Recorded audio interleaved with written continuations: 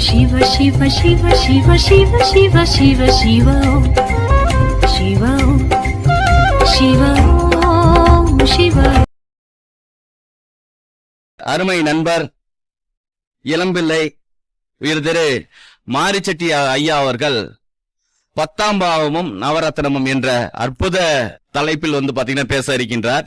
ஞானானந்தமயம் தேவம் நிர்மல ஸ்படிகாக்கிருதம் ஆதார சர்வ வித்யானாம் அயக்ரீவ உபாஸ்மகி. நமது நாமக்கல் மாவட்ட ஜோதிடர்கள் நலவாழ்வு சங்கத்தின் 16வது ஆண்டு விழாவில் எனக்கு பேச வாய்ப்பளித்த சங்க தலைவர் திரு பி நௌசாத் ஐயா அவர்களுக்கும், செயலாளரும் நண்பருமான திரு சக்திகுரு ஐயா அவர்களுக்கும், பொருளாளர் திரு பவுன்ராஜ் ஐயா அவர்களுக்கும், துணைத் தலைவர் சக்திவேல் ஐயா அவர்களுக்கும், துணை செயலாளர் வேலாயுதம் ஐயா அவர்களுக்கும், கௌரவ ஆலோசகர் தென்னரசு ஐயா அவர்களுக்கும், மேடையில் அமர்ந்திருக்கும் நவமணி சண்முகவேல் ஐயா அவர்களுக்கும், வாஸ்து ஈஸ்வரன் ஐயா அவர்களுக்கும், சூரிய ஜெயவேல் ஐயா அவர்களுக்கும் எனது வணக்கத்தை தெரிவித்துக் கொண்டு ஜோதிட சபையை அலங்கரிக்கும் அனைத்து ஜோதிட நண்பர்களையும் வணங்கி எனக்கு தெரிந்த ஜோதிட கருத்துக்களை உங்களுடன் பகிர்ந்து கொள்வதில் ஆனந்தம் அடைகிறேன். ஒருத்தர் ஜோதிடர்கிட்ட வந்த உடனே என்ன கேள்வி கேட்பாரு அப்படின்னு கேட்டீங்கன்னா, முதல்ல இருக்க உடனே படிச்சு முடிச்சுட்டாரு, என்ன வேலை கிடைக்கும், எந்த வேலையில போனா நான் வாழ்க்கையில முன்னேற முடியும், எந்த ரூட்ல போகணும், அதுக்கு உங்ககிட்ட ஏதாவது வழி இருக்கான்னு சொல்லி கேட்பாரு. அப்ப நம்ம ஜோதிடர்கள் அவங்க ஜாதகத்தை பார்த்துட்டு இந்த தொழில் பண்ணு, இப்படி பண்ணனா நீ முன்னேறலாம் அப்படின்னு சொல்லுவோம். அதுக்கு அவங்களுடைய திசாபுத்தியும் கோச்சாரமும் ஹெல்ப் பண்ணா அவர் டெவலப் ஆவாரு, ஹெல்ப் பண்ணா அவர் வீழ்ச்சி அடைவாரு. சோ இந்த மாதிரி ஒரு சுச்சுவேஷன்ல அதுக்கு சில பரிகாரங்கள்லாம் கேட்பாங்க. அதை எப்படி எடுக்கிறது, முதல்ல தொழிலை எப்படி நம்ம நிர்ணயம் பண்ணணும், நம்ம பராசர ஜோதிட முறையில எப்படிலாம் நம்ம முன்னோர்கள் தொழிலை நிர்ணயம் பண்ணியிருக்காங்க அப்படின்ற ஒரு விஷயத்த நம்ம மேலோட்டமா தெரிஞ்சு கொண்டாதான் அடுத்தது நம்ம அதை எப்படி சரி பண்ண முடியும்னு சொல்ல முடியும். ஒரு கட்டடம் கட்டுறோம், கட்டடம் நடுவில் லைட்டா சரியுது அப்படின்னா எந்த இடத்துல மிஸ்டேக் பண்ணிருக்கோம் நமக்கு தெரியணும், அல்லது கட்டடம் எப்படி கட்டணும்னு தெரியணும், அப்பதான் அதை நம்ம தீர்வு பண்ண முடியும். அதே மாதிரிதான் தொழிலும். இப்போ ஒருத்தர் தொழில் அப்படின்னு எடுத்துட்டீங்கன்னா தொழில் எப்படி செய்யணும் அப்படின்னாக்கா, அதாவது எண்ணமும் செயலும் இணைஞ்சு ஒரு தொழிலை செஞ்சாதான் அது சிறப்படையும். அப்ப எண்ணம் அப்படின்றது பாத்தீங்கன்னா 1ஆம் பாவம், செயல் அப்படின்றது 10ஆம் பாவம். அப்ப ஒருத்தர் ஒரு தொழில சிறப்படையணும்னா முதல்ல 1ஆம் பாவம் 10ஆம் பாவம் இணைந்த தொழிலை கையில் எடுத்தாதான் அவர் வெற்றி அடைவார். அடுத்ததா 1ஆம் பாவ தொழில் அவனுக்கு மனசுக்கு பிடிச்ச தொழில். இப்ப என்ன எது வேணா படிச்சிருப்பாங்க, ஆனா அவன் மனசுல ஒரு தொழில் பிடிச்சிருக்கோம், அந்த தொழிலை செஞ்சாதான் அவனுக்கு திருப்தி. இப்ப நான் படிச்சது மெக்கானிக்கல் ஃபீல்டுல படிச்சேன், ஆனா எனக்கு லைஃப்ல ஜோதிடத்துல ஏதாவது பண்ணணும் அப்படின்ற எண்ணத்துல நான் ஜோதிட துறைக்குள்ள வந்துட்டேன். சோ அங்கேயே இந்த கிரகம் தான் என்ன ஆளுமை பண்ணிருக்கு. அடுத்ததா பாத்தீங்கன்னா 3ஆவதுதான் 10ஆம் பாவத்துடைய தொழில். அடுத்தது 4வது விதி என்ன சொல்றது அப்படின்னு கேட்டீங்கன்னா, 10ஆம் பாவாதிபதி நவாம்சத்துல எந்த வீட்டுல உட்கார்ந்துருக்கானோ அந்த வீட்டினுடைய காரகத்துவ தொழில், அந்த வீட்டு அதிபதிகளுடைய தொழில். இதை நம்ம 4ஆவதா எடுக்கணும். அடுத்தது 10ஆம் பாவாதிபதி எந்த வீட்டுல உட்கார்ந்துருக்கானோ அந்த வீட்டினுடைய காரக தொழில், அந்த வீட்டு அதிபதியினுடைய தொழில். அடுத்ததா பாத்தீங்கன்னா 10ஆம் பாவாதிபதி எந்த நட்சத்திரத்துல நின்றுருக்கானோ அந்த நட்சத்திர அதிபதியினுடைய தொழில். என்ன கேஎஸ்கே என்ன சொல்றாருன்னா, ஒரு கோள் தான் நின்ற நட்சத்திராதிபதி நின்ற வீட்டின் பலனை செய்யும், அல்லது அடுத்ததான் அந்த நட்சத்திராதிபதியுடைய பலனை செய்யும் அப்படின்றாரு. அப்ப அந்த நட்சத்திராதிபதியினுடைய விஷயத்தை நம்ம கொஞ்சம் கெட்டியா பார்க்கணும். அடுத்ததா 10ஆம் பாவத்தில் பாவாதிபதி எந்த வீட்டுல இருக்கானோ அவனை எந்தெந்த கிரகங்கள்லாம் பார்க்குதோ அந்த கிரக தொழில் நடக்கும். அடுத்ததா பாத்தீங்கன்னா 10ஆம் பாவாதிபதி யாருடன் இணைந்திருக்கானோ அந்த கிரக தொழிலாம் ஒருத்தர் செய்யலாம். அடுத்தது ஜீவனக்காரகம் சொல்லக்கூடிய சனி எந்த ராசி அமர்ந்திருக்கோ அந்த ராசி அதிபதி யாரு, அந்த கிரகத்தினுடைய தொழிலை செய்யலாம். சரி, அப்புறம் சனியோட இணைந்த கிரகங்கள், சனியை பார்க்கும் கிரகங்கள், இதெல்லாம் இந்த தொழிலாம் செய்யலாம். அடுத்தது லக்கணத்துக்கு திரிகோணாதிபதியா வரக்கூடிய 1, 5, 9ல எந்த கிரகம் ஆட்சி வீச்சம் வாங்கியிருக்கு, அதே மாதிரி 2, 6, 10 பாவங்களுடைய கிரகங்கள்ல எந்த கிரகம் ஆட்சி உச்சம் வாங்கியிருக்கு, இதெல்லாம் கணக்குல எடுத்துட்டு தான் ஒருத்தருக்கு வந்து நம்ம தொழிலை நிர்ணயம் பண்ணுவோம். இப்போ ஒரு திசா புத்திக்கு தகுந்த மாதிரி ஒரு தொழிலை நிர்ணயம் பண்ணி கொடுத்தா அந்த திசா புத்தி மட்டும்னா அந்த தொழில் ஊற்றி முடிஞ்சாரு, அடுத்தது வேற தொழிலுக்குள்ள அவர் போயிடுவாரு. சோ இப்படிதான் ஓடும். சரி, இதை வந்து நம்ம எப்படி நவரத்னத்துல சரி பண்ண முடியும்னா 1ஆம் பாவத்தையும் 10ஆம் பாவத்தையும் ரெண்டும் இணைக்கக்கூடிய ஒரு ரத்னத்தை போடணும். அப்ப அந்த ரத்னத்தை போட்டீங்கன்னா அந்த தொழிலை வந்து நம்ம சிறப்படைய வைக்க முடியும். இப்ப எடுத்துட்டீங்கன்னா மேச லக்னம்னு வச்சுக்கோங்க, அதுக்கு வந்து 1ஆம் வீடு செவ்வாய், 10ஆம் வீடு சனி. சனி செவ்வாய் இணைந்த தொழில் நவரத்னத்தை போடணும். இப்போ ஒரு டாக்டர்கிட்ட போனோடனே, எம்பிபிஎஸ் டாக்டர்கிட்ட போனோடனே என்ன பண்ணுவாரு, தலைவலிக்கு வந்து விக்ஸாக்ஷன் 500 எழுதி கொடுத்துருவாரு, காய்ச்சலா பேராசிட்டமால் எழுதி கொடுத்துருவாரு, வலிக்குரிய வலி டேப்லெட் எழுதி கொடுத்துருவாரு, இத்தனை அதே சளியா குரோசின் எழுதி கொடுத்துருவாரு, இத்தனை டேப்லெட் எழுதி கொடுத்து நோயை குணப்படுத்துவாரு. இதே ஒரு எம்டி டாக்டர்கிட்ட போனீங்கன்னா இந்த இத்தனை விஷயம் எதனால வந்துச்சு எப்படி வந்துச்சுன்னு கண்டுபிடிச்சு அதுக்குரிய கரெக்டான ஒரு டேப்லெட்ல குணப்படுத்துவாரு. அது மாதிரிதான் நவரத்னமும். நம்ம 10 விரலையும் மோதிரம் போட்டு பிரயோஜனம் இல்லை, அதுல எந்த கல்ல போட்டா நமக்கு வந்து சக்சஸ் ஆகும்னு சொல்லி ஒரு கல்லை கண்டுபிடிச்சு அந்த கல்லை போட்டாதான் நமக்கு சக்சஸ் ஆகும். அதை வச்சுதான் நான் இப்ப சொல்ல போறேன். அடுத்ததா இன்னும் நிறைய விஷயங்கள் நம்ம ஜோதிடத்துல வந்து இப்ப பாத்தீங்கன்னா முடக்கு அப்படின்னு சொல்லிட்டு நம்ம ஒரு விஷயம் பார்த்துட்டு இருக்கிறோம். இந்த முடக்கு அப்படின்றது வந்து பாத்தீங்கன்னா இது எப்படி நம்ம கண்டுபிடிக்கிறோம் அப்படின்னு கேட்டீங்கன்னா சூரியன் என்ற நட்சத்திரத்தை வச்சு கண்டுபிடிக்கிறோம். சரி, ஓகேங்களா? இந்த முடக்குன்னா என்ன பண்றோம் அப்படின்னா அந்த பாவத்தினுடைய வெளிச்சத்தை கம்மி பண்ணிடும், இருட்டாக்கி விட்டோம், அவ்வளவுதான். அதை எப்படி சரி பண்றதுன்னு நான் உங்களுக்கு சொல்றேன். இப்போ ஒரு உதாரணத்துக்கு இந்த முடக்கை கண்டுபிடிக்கிறதுக்கு ஷார்ட்கட்டான ஒரு மெத்தட் அப்படின்னு கேட்டீங்கன்னா முடக்குக்கு வந்து மைய புள்ளி எதுன்னு கேட்டீங்கன்னா திருவாதிரை நட்சத்திரம் தான் முடக்குடைய மைய புள்ளி. இப்ப 27 நட்சத்திரங்கள்ல திருவாதிரை நட்சத்திரத்தை வச்சுதான் நீங்க முடக்கு கண்டுபிடிக்கணும். சோ இது எப்படி அப்படின்றது நான் சொல்றேன். அதாவது 27 நட்சத்திரத்துக்கு 27 அவயங்கள் இருக்கு.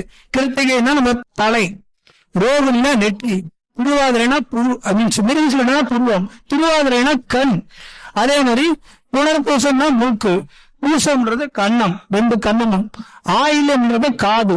இப்ப பாத்தீங்கன்னா ஆயில நட்சத்திரக்காரங்க இயற்கையாவே ஒட்டு கேட்கிற பழக்கம் இருக்கும். யாராவது எதாவது பேசினா நம்மளை பத்தி தான் பேசுறாங்களா அப்படின்ற ஒரு எண்ணம் அவங்களுக்கு ஆயிலத்துக்கு இருக்கும். அதனாலதான் அது காது. மகம் அப்படின்றப்ப இந்த கடவாயும் உதலும் கிடைக்கும். மக நட்சத்திரத்தோட தொடர்பு கொண்ட எல்லாருக்கும் பாத்தீங்கன்னா ஒரு சிலருக்கு வந்து பாத்தீங்கன்னா இந்த கடவாயில இந்த இடத்துல பள்ளம் விழுந்த மாதிரி இருக்கும், அது குழி விழுற மாதிரி இருக்கும், உதல அழகா இருக்கும்.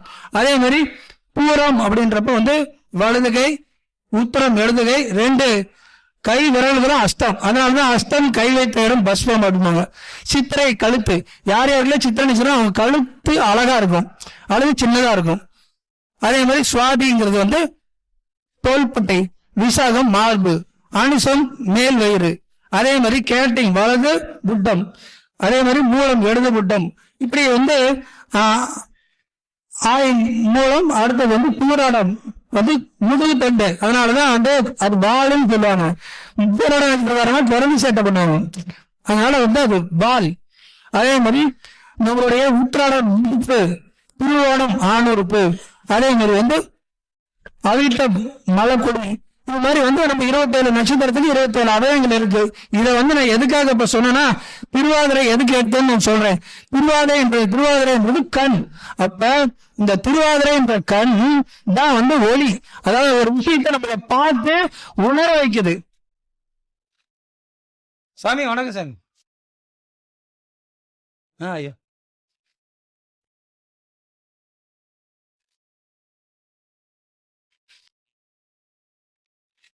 பாத்தீங்கன்னா 27 நட்சத்திரத்தை திருவாதிரை வந்து கண்ணுன்னு சொல்லுவோம். நம்ம சிவனுடைய கண்ணுக்கு வந்து 2 கண்ணு இருக்கு, எக்ஸ்ட்ராவா ஒரு கண்ணு வச்சிருப்பாரு.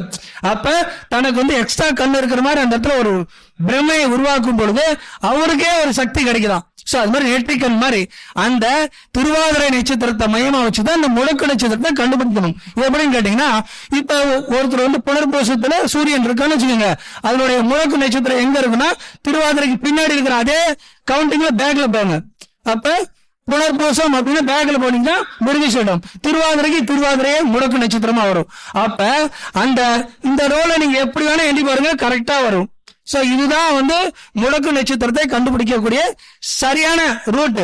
அதாவது திருவாதிரை கண்ணா வச்சுக்காங்க, அந்த கண்ணுன்றப்ப சூரியன்னா வெளிச்சம்னு பேரு. அந்த பாவம் இருள் அடையும் அப்படின்னு அர்த்தம். அந்த பாவம் இருள் அடையும் அர்த்தம். அதே மாதிரி நீங்க எத்தனாவது நட்சத்திரத்தை என்னாலும் பேக்ல எண்ணி பாத்தீங்கன்னா உங்களுடைய முடக்கு நட்சத்திரம் வந்துடும். இப்படி பேக்ல இருக்கக்கூடிய நட்சத்திரம் ஃப்ரண்ட்ல என்னன்னீங்கன்னா முடக்கு நட்சத்திரம் வந்துடும். இதுதான் முடக்கு நட்சத்திரத்துடைய கரெக்டான ஃபார்முலா. சரி, ஓகே. இதை வச்சுட்டு நீ என்ன பண்ண போற, இதுக்கும் சில நவரத்னங்கள் நான் சொல்ல போறேன். சரி, அடுத்ததா பாத்தீங்கன்னா இப்ப ஒவ்வொரு தொழிலுக்கும் நம்ம எப்படி கரெக்டான நவரத்னத்தை கண்டுபிடிச்சு அதுக்குரிய ரெமடியல் கொடுக்கறது. இப்ப மேச லக்னம் வச்சுக்கோங்க. மேச லக்னத்தை 1ஐயும் 10ஐயும் இணைக்கக்கூடிய அமைப்புன்னு எடுத்தீங்கன்னா செவ்வாயும் சூரியனும் ரெண்டும் செவ்வாய் சூரியன் ரெண்டும் இணைஞ்ச ஒரு நவரத்னத்தை அணிஞ்சாதான் உங்களுக்கு கரெக்டா இருக்கும். அப்ப சனி பாத்தீங்கன்னா அந்த ஜாதகத்துல பாதக அறிஞ்சு வரும். அப்ப அந்த சனி அங்க தூக்கும் போது நமக்கு சிக்கல் வரும். அதனால ரூபி ஸ்டார் அப்படின்னு சொல்லக்கூடிய ஒரு கல்லை நீங்க மோதிரமா போடணும். ரூபி ஸ்டார்னா நட்சத்திர மாணிக்கம் அப்படின்னு சொல்லுவாங்க.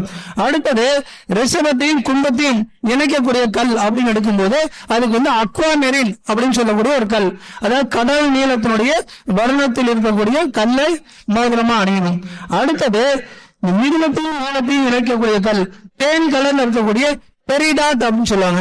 அந்த கல்லை நவரத்னமா அதாவது மோதிரமா அணியும் போது அவங்களுக்கு தொழில் நல்லபடியா நடக்கும். அந்த கல்லை உங்களுடைய கேஷ் பாக்ஸ்லயும் போடலாம். ஓகேங்களா? அடுத்தது கடகத்தையும் மேசத்தையும் இணைக்கக்கூடிய கல் அப்படின்னு எடுக்கும்போது வெள்ளை பவளம் சொல்லுவாங்க. அதாவது முத்துக்களுடைய கலர் வெள்ளை, அதே மாதிரி செவ்வாய் இணைக்கும் போது வெள்ளை பவளம் ஒரு கல் இருக்கு. அந்த கல்லை நீங்க மோதிரமா அணிந்தா நல்லது. அதே மாதிரி சிம்மத்தையும் ரிஷபத்தையும் இணைக்கக்கூடிய கல் பதுமராகம். பதுமராகம்னா தாமரையுடைய வர்ணத்துல இருக்கும். ரோஸ் குவார்ட்ஸ் சொல்லுவாங்க. அதை மோதிரமா அணியும் போது உங்களுக்கு நல்லது. அதே மாதிரி கன்னியையும் மிதுனத்தையும் இணைக்கக்கூடிய அது கன்னி 1ஆம் இடம், மிதுனம் 10ஆம் இடம் வரும்போது அவங்க தகவல் தொடர்புல நல்லா மேல வர்றதுக்கு எம்ராய்டு சொல்லக்கூடிய மரகத பச்சை அணியும் போது அவங்களுக்கு சிறப்பா இருக்கும். அடுத்தது துலாத்தையும் கடகத்தையும் இணைக்கக்கூடிய கல், ரெண்டையும் இணைக்கக்கூடிய கல் மில்க் ஓப்பல் அப்படின்னு சொல்லுவாங்க. பால் வர்ணத்தில் இருக்கக்கூடிய ஓப்பல் கல். இந்த கல்லுக்கு ஒரு சிறப்பு இருக்கு. நமக்கு ஒரு பிரச்சனை வந்துச்சுன்னா அந்த கல் தானா உடைஞ்சு போயிடும். அந்த கல்லை உடைஞ்சனாலே நமக்கு ஏதோ பிரச்சனை வரப்போகுதுன்னு அர்த்தம். அந்த கல்லை நீங்க ரிங் பண்ணவங்களுக்கு நிறைய பேருக்கு தெரியும். என்கிட்ட இந்த கல்லை உடைஞ்சதுங்க, அடுத்த வாரமே எனக்கு ஒரு விபத்து நடந்ததுங்க அப்படின்னு சொன்னாங்க. இது மாதிரி இந்த பிராக்டிக்கலா நிறைய விஷயங்களுக்கு அந்த கல்லு ஹெல்ப் பண்ணும். அடுத்தது விருச்சகம் சிம்மம், அதுக்கு சன்ஸ்டோன் அப்படின்னு சொல்லுவாங்க. ஆரஞ்சு கலர்ல இருக்கும் ஒரு கல்லு, அதுதான் சன்ஸ்டோன் பேரு. அதே மாதிரி தனுசையும் கன்னியை இணைக்கக்கூடிய கல் பெரிடாட். அதே முன்ன சொன்ன அதே கலர் தான் பெரிடாட். அது தேன் கலர்ல இருக்கும். பச்சையும் மஞ்சளும் கலந்த மாதிரி ஒரு கலர்ல இருக்கும். அதே மாதிரி மகரத்தையும் துலாத்தையும் இணைக்கக்கூடிய கல் ப்ளூ ஜெர்கான் அல்லது ப்ளூ ஜாக்கர்னு சொல்லக்கூடிய நீல வைரம் போடலாம். அடுத்ததா கும்பத்தையும் விருச்சகத்தையும் இணைக்கக்கூடிய கல் டர்காய்ஸ். நீங்க இந்த கல்லை நிறைய இடத்துல பார்த்துருப்பீங்க. மகாபாரதத்துல சகுனி போட்டிருக்கிற மாதிரி காட்டியிருப்பாங்க. அதாவது சோப்பு மாதிரியா இருக்கும் அந்த கல்லு. அதை ப்ளூ கலர் சோப்பு பார்த்தா எப்படி இருக்குமோ அந்த மாதிரி இருக்கும். அது பேரு டர்காய்ஸ் அப்படின்னு சொல்லுவாங்க. அதே மாதிரி மீனத்தையும் தனுசையும் இணைக்கக்கூடிய கல் கனகபுஷ்பராகம். இதை நான் உங்களுக்கு ஷார்ட்டா சொல்லிட்டேன். ஒன்னொன்னு ஏன் எடுத்தாக்கா அதுக்கு நிறைய டீடைல்ஸ் வரும். இது எந்த நூல்லையும் இருக்காது. இப்ப நான் சொன்னது கண்டிப்பா எந்த புக்லயும் இருக்காது. அவங்க எடுத்த உடனே என்னமாங்க மேசம் வச்சதுன்னா பவளம் போடு அப்படின்ற மாதிரி போயிடுவாங்க. நான் சொல்றது நீங்க பார்த்த எந்த ஜெமாலஜி புக்லயும் கண்டிப்பா இருக்காது. அதே மாதிரி பொதுவா ஒரு தொழில பாப்புலாரிட்டி ஆகணும்ன்றப்ப 9, 10 பாவத்தை இணைக்கக்கூடிய கல்லை போட்டாலும் உங்களுக்கு பாப்புலாரிட்டி கிடைக்கும். பொதுவா கல்லுல நிறைய வகை இருக்கு. அதாவது கல்லுல நம்ம சொல்லுவோம், கல்லை வகைப்படுத்தும் போதே அந்த ஒவ்வொரு கல்லுக்கும் குவாலிட்டி இருக்கு. நம்ம கை நெகத்தால கோடு போடுற கூடிய அமைப்பு உள்ள கல்லெல்லாம் இருக்கு. அதான் மாக்கல்லுன்னு சொல்லுவோம் இல்லைங்களா? முகம் பூசக்கூடிய பவுடர், அது பேர் டால்க்குன்னு சொல்லுவாங்க. அது விரல் நகத்திலே கோடு பண்ணலாம். இந்த மாதிரி அதுல 10 விதமான குவாலிட்டி இருக்கு. Talc, gypsum, calcite, fluorite, apatite, orthoclase, quartz, topaz, corundum, diamond. இந்த டைமண்ட் 10வது வராத வைரம். அதனுடைய கடினத்தன்மை 10 இருக்கும். அது வந்து வைர ஊசியால மட்டும்தான் கோடு போட முடியும். இந்த மாதிரி ஒவ்வொரு கல்லுக்கும் ஒரு கடினத்தன்மை இருக்கும். முட்டெல்லாம் எடுத்தீங்கன்னா அதனுடைய கடினத்தன்மை 3 தான் இருக்கும். அதே மாதிரி கோமேதனும் அதனுடைய கடினத்தன்மை 7.25 இருக்கும். மரகத பச்சை அதனுடைய கடினத்தன்மை 7.5 இருக்கும். அதே மாதிரி வைடூரியத்துடைய கடினத்தன்மை வந்து 8 இருக்கும். அதே மாதிரி மாணிக்கம், கனகுஸ்வராக, நீளம் இது எல்லாமே கடினத்தன்மை வந்து 9 இருக்கும். அதெல்லாமே கோரண்டம் வகையை சேர்ந்தது. வைரம் வந்து கடைசியா டைமண்ட் வகையை சேர்ந்தது. அதுக்கு மட்டும்தான் கடினத்தன்மை 10 இருக்கும். இப்ப வந்து நம்ம தலைமுடியில எல்லாம் வைரம் தயாரிக்க ஆரம்பிச்சிட்டாங்க, செயற்கை வைரம். இப்ப அந்த வைரமும் பாத்தீங்கன்னா கடினத்தன்மை 9 வரும். சோ இந்த அளவுக்கு வந்து இந்த நவரத்ன ஃபீல்டு வந்து டெவலப் ஆகிட்டே போயிட்டு இருக்கு. அதாவது இயற்கை எத்தனை நவரத்னக்கும் அத்தனைக்கும் செயற்கையா கண்டுபிடிக்க ஆரம்பிச்சிட்டாங்க. அதே மாதிரி எதெல்லாம் இயற்கையை வந்து ப்ரீசியஸா இருக்கிறதெல்லாம் செயற்கையில கண்டுபிடிச்சிட்டாங்க. அதே மாதிரி இப்போ வந்து ஒரு தொழில இருந்தா, ஒரு சின்ன ஒரு எக்ஸாம்பிள் சொல்றேன். ஒரு தொழில இருந்தா அந்த தொழில ஆயிரக்கணக்கான காரகத்துவம் கலந்து வரும். எங்க ஊர்ல வந்து டெக்ஸ்டைல் தொழில் பண்றாங்கன்னு வச்சுக்கோங்க. டெக்ஸ்டைல் தொழில எப்படி எல்லாம் உள்ள கிரகங்கள் வந்து ஆளுமை பண்ணி வருது அப்படின்னு பாத்தீங்கன்னா, பஞ்சு அப்படின்னு எடுத்தோடனே சந்திரன் உள்ள வந்துடும். ஏன்னா பஞ்சை குறிக்கக்கூடிய கிரகம் சந்திரன். அந்த பஞ்சை புஷ் பண்ணி நூலாக்குவாங்க. அங்க ராகு செவ்வாய் வந்துடும். அந்த நூலை சாயம் போடுவாங்க. சாயம் போடுறப்ப செவ்வாய், சாயத்துக்கு தண்ணி சூடு பண்ணுவாங்க, அதுவும் செவ்வாய் தான். கூட வந்து சந்திரன் தண்ணி கையில போட்டு முக்கிய எடுப்பாங்க, அது வந்து சனி. அடுத்தது அந்த சாயம் போட்ட நூலை ஒரு இது பண்ணுவாங்க, அதாவது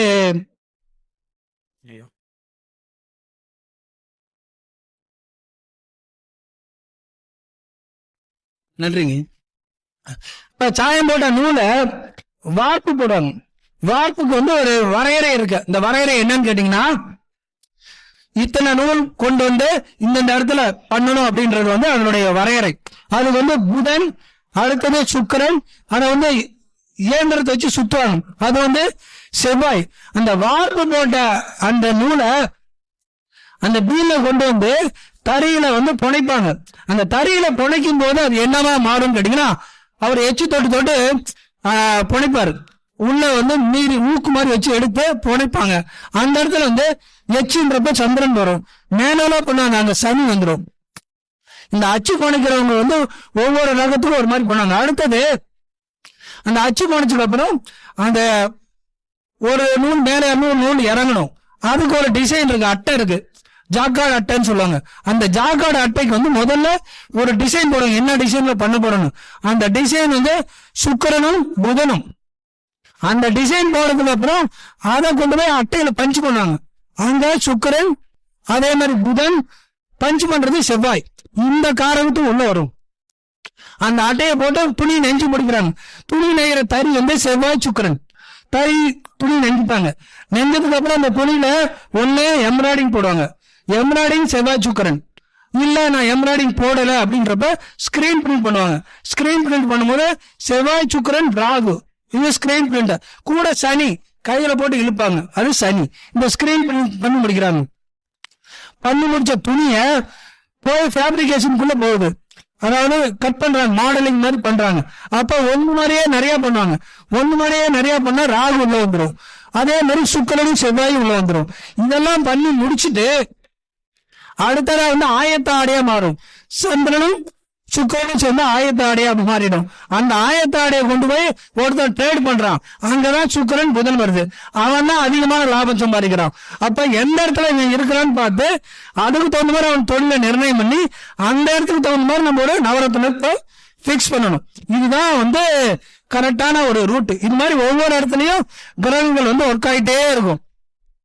சரி, இப்ப வந்து இந்த முடக்குக்கெல்லாம் சொன்னா இல்லைங்களா, இந்த முடக்குக்கு வந்து நம்ம என்ன பண்றது? இப்ப வந்து ஒரு ஜாதகத்துல நான் திருவாதிரை நட்சத்திரத்தை வச்சுதான் முடக்கு கண்டுபிடிக்கும்னு சொல்லிட்டேன். அந்த திருவாதிரை நட்சத்திரத்துல நீங்க முன்னாடியும் பின்னாடி எண்ணி முடக்கு பாயிண்ட கரெக்டா கண்டுபிடிச்சணும். நிறைய பேர் என்ன சொல்லுவாங்க, மூலத்துல இருந்து எனக்கு எப்படி எல்லாம் அதுதான் வரும். மூலத்துல இருந்து என்னாலும் சரி, திருவாதிரையில இருந்து கொண்டு வந்தாலும் ரெண்டும் ஒரே இங்க வரும். நீங்க வேணா எதுல வேணா போட்டு பாருங்க, தப்பா வந்து எனக்கு கேளுங்க, ஓகேவா? இப்ப 1ஆம் இடம் முடக்கா ஆயிடுச்சுனாக்கா, இப்ப முதல்ல இந்த முடக்க சரி பண்ணா சூரியனை மட்டும்தான் படிக்கணும், மெயின் பாயிண்ட். அப்ப இந்த சூரியனை படிக்கணும் 1ஆம் முடக்காட்டா அவங்க டெய்லி சூரிய நமஸ்கார யோகா பண்ணணும். பண்ணனா 1ஆம் பாவம் முடக்கு நிவர்த்தி ஆகும். 2ஆம் பாவம் முடக்கானா டெய்லி காலையில சூரிய ஒளி அபியாசம் பண்ணணும். சூரியன் முளைக்கிறதுக்கு முன்னாடி சூரியன் வட்ட நிலா மாதிரி இருக்கும். அந்த சூரிய ஒளிகளுடைய அந்த வட்ட நிலாவை பார்த்தா நமக்கு ஒளி கிடைக்கும். அதனாலதான் கண் கெட்ட பின் சூரிய நமஸ்காரம் எதுக்குன்னு சொல்லுவாங்க. அப்ப அந்த 2ஆம் பாவத்தை அப்பதான் இம்ப்ரூவ் பண்ண முடியும். அடுத்தது 3ஆம் பாவம். ஒரு 3ஆம் இடத்துல கம்யூனிகேஷன், பிரயாணம். இந்த பிரயாணத்தின் போது உங்க வீட்டுல இருக்கக்கூடிய தெய்வத்தை வணங்கிட்டு அதுக்கப்புறம் பிரயாணத்துக்கு போகணும். அதே மாதிரி கூடுமான வரைக்கும் பகல் பிரயாணத்தை பண்ணுங்க, இரவு பிரயாணத்தை தடுத்துருங்க. அடுத்ததா 4ஆவது பாவம் முடக்கா இருந்தா குலதெய்வத்தையும் தாயும் வணங்குங்க. 5ஆம் பாவம் முடக்கா இருந்தா உங்களுக்குன்னு ஒரு இஷ்ட தெய்வத்தை பிடிச்சிட்டு அந்த தெய்வத்தை வணங்கிட்டு உங்க காரியத்தை செய்யுங்க. 6ஆம் பாவம் முடக்கா இருந்தா உங்க ஊருடைய காவல் தெய்வத்தை வணங்கிட்டு உங்க காரியத்தை செய்யுங்க. இதே 7ஆம் பாவம் முடக்காச்சுனாக்கா உங்கள் மனைவி அல்லது கணவனுடைய குலதெய்வ கோயிலுக்கு போய் மாவிளக்கு ஏற்றி வாங்க, வருஷம் ஒரு தடவை. அந்த பாவம் முடக்கு நிவர்த்தி ஆகும். 8ஆம் பாவம் முடக்கா வந்தா அவங்களுக்கு எளிதா விபத்து, அதே மாதிரி தேவையில்லாத விஷயத்துக்குள்ள நுழைஞ்சு பிரச்சனை உருவாக்கும். அந்த மாதிரி விஷயத்துக்கு பைரவரையோ கால சம்கார மூர்த்தியோ வணங்கிட்டு பண்ணுங்க. அடுத்து 9ஆம் பாவம் முடக்கா இருந்தா நீங்க எந்த ஒரு தொழிலா இருந்தாலும் அந்த தொழிலுக்குன்னு ஒரு குருநாதரை வச்சுக்கோங்க. அவங்கள ரோல் மாடலா வச்சுட்டு நீங்க ஃபாலோ பண்ணுங்க. அதே மாதிரி உபாசனா தெய்வத்தை வணங்குங்க. இதுதான் 9ஆம் பாவம் முடக்கக்கூடிய பரிகாரம். இதே 10ஆம் பாவம் முடக்கு ஆச்சு அப்படின்னாக்கா தொழில ஒரு அக்கறையோடு செய்யுங்க. அதே மாதிரி விஸ்வகர்மாவை வணங்குங்க. இப்ப என்னுடைய போட்டோல நான் என்னுடைய ப்ரொஃபைல் பிக்சர்ல விஸ்வகர்மா மட்டும் தான் சொல்லுவேன், வேற எதுவும் வச்சிருப்பேன். இன்னைக்கு வரைக்கும் நான் என்னைக்கு வாட்ஸ்அப் ஓபன் பண்ணும் அன்னையில இருந்து விஸ்வகர்மா தான் வச்சிருப்பேன். ஏன்னா எனக்கு அவரை ரொம்ப பிடிக்கும். ஏன்னா அவரு தொழில் மேல அவ்வளவு பக்தி உள்ளவர், உலகத்தில் இருக்கிற அத்தனை தொழிலையும் கத்துக்கணும்ன்ற எண்ணம் கொண்டவர். அதனால எனக்கு விஸ்வகர்மாவை ரொம்ப பிடிக்கும். அதனால விஸ்வகர்மா தான் 10ஆம் பாவத்தை முடக்கு நிவர்த்தி பண்ணக்கூடிய. 11ஆம் பாவம் முடக்கு வந்துச்சுன்னா என்ன பண்ணணும்? தேவையில்லாத விஷயத்துக்கு ஆசைப்படக்கூடாது. இன்னைக்கு 100 ரூபா போட்டா இன்னைக்கு ஒரு 1 லட்ச ரூபா போட்டா 1 வருஷம் கழிச்சு டபுளா தரா, 6 மாசம் கழிச்சு டபுளா தரா, டெய்லி 1 லட்ச ரூபா போடும், டெய்லி 1000 ரூபா கொடுக்குறான், 1 வருஷம் கழிச்சு உங்க பணத்தையும் திருப்பி தரா. இந்த மாதிரி ஸ்கீம்ல போட்டீங்கன்னா மாட்டிக்கிங்க. ஏன்னா அது நிறைய பேர் அந்த மாதிரி போய் லாக் ஆயிருக்காங்க. அப்புறம் 12ஆம் பாவம் அதுக்கு குபேரனை வழிபட்டு நடக்குது. 12ஆம் பாவம் முடக்கானா அவங்க நிம்மதியான தூக்கம் போகணும். கனவுல வரக்கூடிய விஷயத்துக்கு இம்பார்ட்டன்ஸ் கொடுக்கணும். கனவுல ஒரு விஷயம் இதை நீ செய்ய, இதை பண்ணு அப்படின்னு வந்தா அதை முக்கியம், அதாவது அதை ஒரு தலைமை சிறமேற்கொண்டு செய்யுங்க, உங்களுக்கு சக்சஸ் ஆகும். அடுத்ததா இப்ப இன்னைக்கு அடுத்த ட்ரெண்ட்ல போயிட்டு இருக்கிறது கர்ணம். எங்க போனாலும் கர்ணத்தை வச்சுதான் பலன் சொல்ற மாதிரி ஜோதிடத்துறை வந்துருச்சு. ஏன்னா நாங்க படிச்ச காலத்துல நான் 90ல ஜோதிடத்துறைக்கு வந்தேன். அப்பெல்லாம் நாங்களாம் இந்த திதியோக கர்ணத்துல நான் பார்த்ததே கிடையாது. ஆனா ஜோதிடம் சொல்லிட்டு இன்னைக்கு வரைக்கும் நான் சொல்லிட்டு தான் வரேன். ஆனா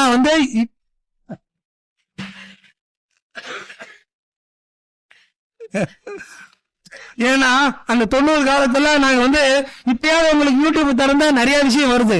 நாங்க 90ல ஜோதிடத்துறைக்குள்ள வரும்போது ஒரு சின்ன விஷயம் கத்துக்கணும்னா கூட படாத பாடுபட்டு தான் கத்துக்கிட்டோம். சோ அப்பெல்லாம் அந்த மாதிரி டைம்ல எங்களுக்கு குருவா இருந்தது ஞான சிந்தாமணி பத்திரிக்கை. அதே மாதிரி அங்க நடக்கக்கூடிய கூட்டம் பொன்னையசாமி, அதே மாதிரி சண்முகவேலையா, அதுக்கப்புறம் நெல்லையூர் சிந்தனையா, அதுக்கப்புறம் ஓம் உலகநாதன் ஐயா, மாத ஜோதிராசிரியர், அதுக்கப்புறம் புலியூர் பாலையா, அங்க வராதவங்களே நம்ம எல்லாரையும் நம்ம அவங்க காலத்துல வாழ்ந்திருக்கோங்கிறதே எனக்கு பெரிய சந்தோஷம். ஏன்னா அந்த மாதிரி ஒரு காலகட்டம் அது. சோ அப்ப அந்த மாதிரி ஒவ்வொரு விஷயமும் இப்பதான் புதுசா வருது. ஏன்னா வர்றவங்க அவ்வளவு பிரச்சனையோட வராங்க, நாம என்ன பண்றது புதுசா கண்டுபிடிக்க வேண்டியதா இருக்கு. அது மாதிரி இப்ப அந்த விஷயத்துக்கெல்லாம் இப்ப இதுவும் குமாரசாமியத்துல இருந்து வந்ததுதான். இந்த முடக்குன்றது லப்தை, வேதை, எரிப்பு, உதைப்பு அப்படின்ற விஷயத்துல இருந்து வந்ததுதான். புதுசாலாம் யாரும் கண்டுபிடிக்கல, இருந்ததுதான். நம்ம அப்ப கண்டுக்காம விட்டோம். இப்ப அது ஒரு ட்ரெண்ட் ஆயிடுச்சு. அதே மாதிரி கர்ணத்தை வச்சு நம்ம ஆதி காலத்துல இருந்து பஞ்சாங்க கர்த்தாக்கள் எல்லாமே அந்த மகர சங்கராந்தி இந்த ரத்தனம் அணிந்து வந்தது, இந்த உலோகம் போட்டு வந்ததுன்னு சொல்லுவாங்க. அதுதான் நான் இப்ப ரத்தனமா சொல்ல போறேன். இப்ப பவகரணத்தினுடைய ரத்தனம் மாணிக்கம். சோ அதுக்கு நம்ம சிங்கம் சொல்லுவீங்களா, அது மாணிக்கம். பாலவ கரணத்தினுடைய ரத்தனம் வைடூரியம், அது புலி, அதோட புலியினுடைய கண் மாதிரி இருக்க வைடூரியம். கௌரவ கரணத்தினுடைய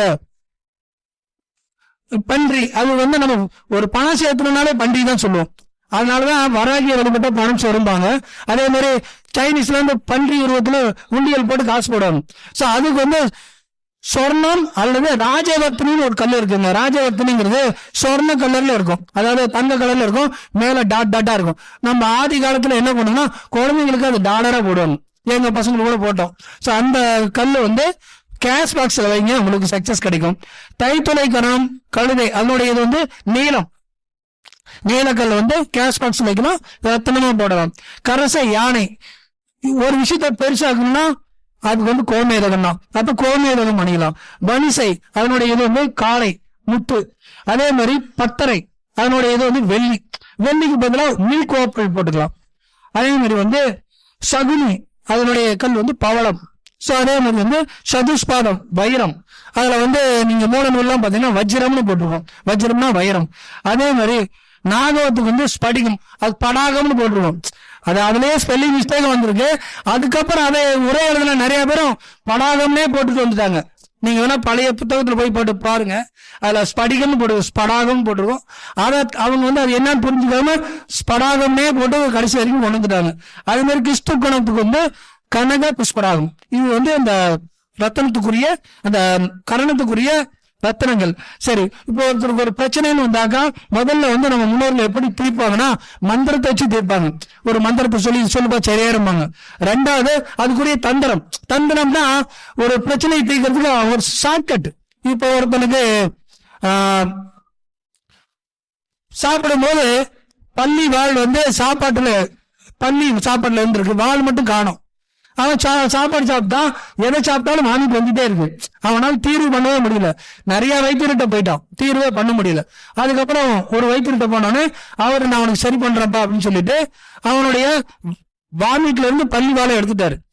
அவனுக்கு வந்து அப்பா இப்பதான் நிம்மதின்னு போயிட்டான்.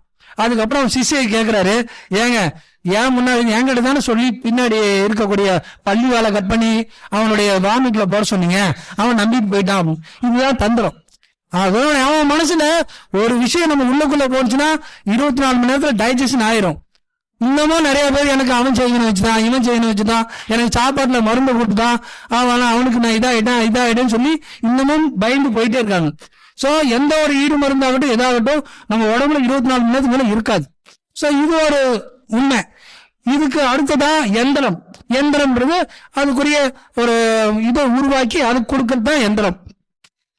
அதுக்கப்புறம் 4வதுனா ஔடதம் சொல்லக்கூடிய வைத்தியம். அதுக்கு 3க்கும் கட்டுப்படலைன்னா வைத்தியம் சொல்லக்கூடிய மருந்துக்கு வந்துடணும். 4வதா யஜ்ஞம் சொல்லக்கூடிய யாகம் நடத்துறது. 5வதா ரத்தனம், கடைசி பிரம்மாஸ்திரமா தான் ரத்தனத்தை கொடுத்துருவாங்க. சோ அதனால வந்து ரத்தனம்ன்றது வந்து 100% நம்ம வாழ்க்கையில நம்மளை வந்து மாற்றும். அதாவது அப்படி ஒரு விதி இருந்தால், அதான் கண்ணதாசன் தெளிவா சொல்லியிருப்பாரு, விதியை மதியால் வெல்வாய் என்றால் அவ்வாறு வெல்வாய் என்பதே விதியாக இருந்திருக்க வேண்டும் சொல்லியிருப்பாரு. சோ அது மாதிரி நம்மளுடைய விதியை மாற்றக்கூடிய ஒரு அமைப்பை நம்மளுடைய மதிக்கு இருந்தால் மட்டுமே நம்ம விதியை மாற்ற முடியும். அப்படி பார்க்கும்போது உயிர் கொண்டு இயங்கும் தாவரங்கள் சிறந்தவை, அதே போல் உணர்வு கொண்டு இயங்கும் மிருகங்கள் சிறந்தவை, அதிலும் அறிவு கொண்டு இயங்கும் மனிதன் சிறந்தவன், அதிலும் தன் அறிவை கொண்டு தன் முன்னிருக்கும் வாடிக்கையாளரின் மனமறிந்து அவனுக்கு தீர்வு சொல்லும் ஜோதிடன் சிறந்தவன். அப்படிப்பட்ட ஜோதிட சமுதாயத்தில் என்னை படைத்த இறைவனுக்கும் எனது குருமார்களுக்கும் நன்றி பாராட்டி விடைபெறுகிறேன். நன்றி, வணக்கம். மிக அற்புதமாக இளம்பிள்ளை மாரிச்செட்டி ஐயா அவர்கள் தொழில் பாவத்தை பற்றிய எந்த நவரத்னத்தை அணிந்தால் மிக சிறப்பாக இருக்கும் என்ற அற்புத கருத்துக்களையும், ஒரு முடக்கு ராசியாக ஒரு பாவம் வந்து விட்டால் அதற்கு என்ன நவரத்தனங்கள் போட வேண்டும், அதற்கு என்ன தெய்வத்தை வழிபட வேண்டும் என்ற அருமையான கருத்துக்களையும், ஒவ்வொரு கரணத்திற்கும் அந்த கரணத்திற்குண்டான நவரத்தன கற்களை மிக அற்புதமாக வந்து பாத்தீங்கன்னா சொல்லியிருக்காரு. இது வந்து நிச்சயமா எல்லாருக்கும் பயன்படும். ஜோதிடத்தில் ஒரு புதுமையான ஒரு முறை மிக அருமையாக பேசிய நம்முடைய இளம்பிள்ளை மாரிச்செட்டி ஐயா அவர்களுக்கு நாமக்கல் மாவட்ட ஜோதிடர்கள் நல்வாழ்வு சங்கத்தின் சார்பாக மனமார்ந்த நன்றிகளையும் பாராட்டுகளையும் தெரிவித்துக் கொள்கின்றோம். ஐயா அவர்களுக்கு ஜோதிட அதாவது பிரசன்ன ஞானி என்ற விருது வழங்கப்படுகிறது. நீங்க குலதெய்வம் யாருக்காவது பாத்தீங்கன்னா தெரியல, எங்களுக்கு என்ன குலதெய்வத்தை வழிபாடு பண்றதுல தெரியல அப்படின்னா, மாரிச்செட்டி ஐயா கிட்ட போனீங்க அப்படின்னா, அதாவது சோழி பிரசன்னத்திலேயே அப்போதைக்கு நீங்க போன நேரத்தை வச்சு ராசி கட்ட அமைச்சு அந்த குலதெய்வம், உங்க குலதெய்வம் எந்த திசையில இருக்கு, அது ஆண் தெய்வமா பெண் தெய்வமா, அதற்குண்டான அடையாளங்களா மிக துல்லியமா பார்த்தமா சொல்லுவாரு.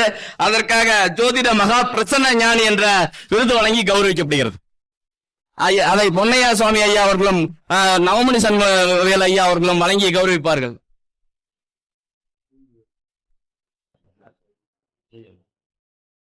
ஐயா